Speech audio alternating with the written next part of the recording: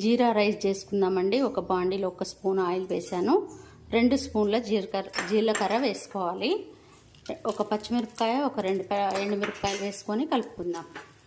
ఇవి బాస్మతి రైస్ అండి, చల్లార్చి పెట్టుకున్నా నేను. మీరు మామూలు రైస్ అయినా వాటితోటైనా చేసుకోవచ్చు. ఇప్పుడు తాలింపు వేసుకుందాం. 1 స్పూను నెయ్యి వేసుకుందాం. ఉప్పు వేసుకుందాం దీనికి సరిపడా. కొంచెం కొత్తిమీర వేసుకుందాం, కలుపుకుందాం.